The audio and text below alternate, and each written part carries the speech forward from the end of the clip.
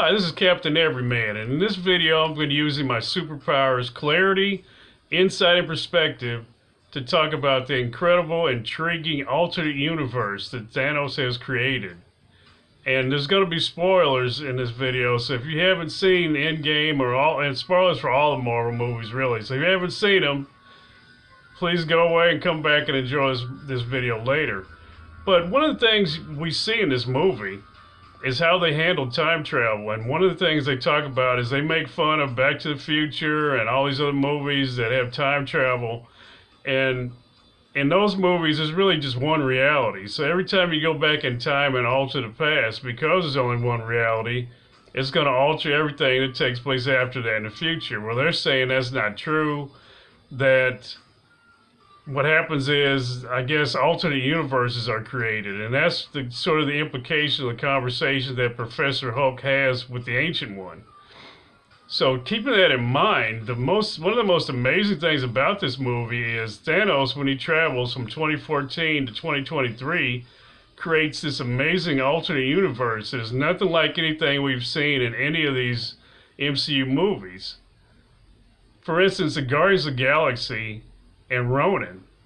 You would think that if Gamora and Nebula aren't involved, and they wouldn't be, because in 2014 they're both gone from this universe. They travel out. I mean, from the perspective of the people who are in that universe, Thanos and all of his horde of followers just seem to suddenly disappear in 2014. He leaves some kind of huge power vacuum, and we don't know what the implications of that would be. But let's just look at some of the movies that would impact. Some of the universes would be totally different. First of all, there's no Guardians of the Galaxy anymore. Gamora's gone, Nebula's gone. In fact, the group may never even form at all. I don't know if they would all hold together. Gamora's kind of part of the glue that holds them together. She's not there anymore, she's gone. And without them, what happens with Ronan? I'm thinking Ronan gets the stone and he becomes like a supervillain, you know. Also, Thanos isn't there to sort of hold him back anymore. So Thanos is unleashed. Ronan is unleashed without Thanos being there. And he becomes the real supervillain. What's the other implication? Okay, Ronan's large in charge for a while, but if the Guardians of the Galaxy don't exist, if Nebula's not there, if Gamora's not there, then what happens with Ego? I'm thinking Ego takes over and destroys everything. So that could be the end of that universe as it unfolds. That one with that is it.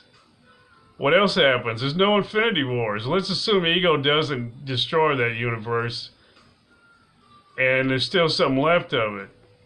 The Infinity Wars never happens. Thanos never goes on his quest for the stone. And Thor and Loki arrive on Earth without mishap. This is a very different world without Thanos, and that's one of the things that happens. The new Asgard is a bigger village.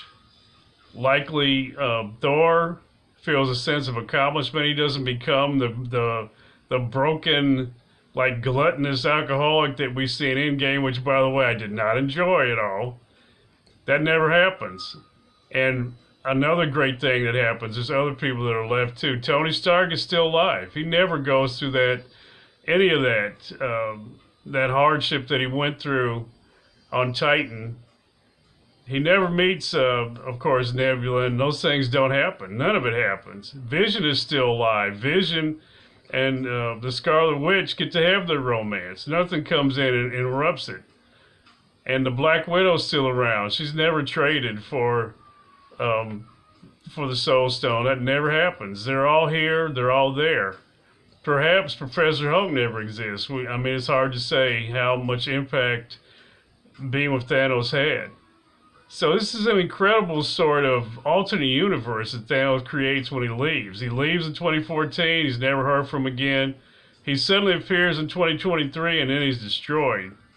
So the universe he creates by leaving, he never returns to again. And I think that's really the big problem with the Endgame scenario in time travel is they act like the one reality bent where the events in the past alter the future, acting like that's sloppy. But oh my goodness, when you just go with with alternate universes, it becomes even more sloppy, because when you talk about a timeline that's just one reality, maybe you can say certain events are sort of, maybe on a micro level they have an effect, but on a macro level they don't.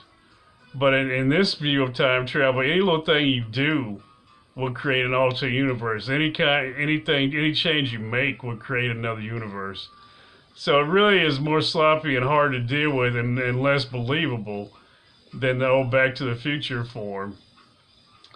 And one of the big things I think of with this alternate universe that Thanos created, maybe the biggest is, and think about this, Nick Fury still hasn't called Captain Marvel. He did, so we never get to know Captain Marvel, because Nick Fury, for whatever reason, he's really slow on a trigger finger with that pager. And even though the world's faced all these calamities like Ultron and the Battle of New York, he still hasn't hit that pager. So without the decimation, we still don't know Captain Marvel at all. So please like, subscribe, and share, and let's get into a discussion about this amazing alternate universe that Thanos created when he traveled through time from 14 to 23. And let's enjoy this discussion together.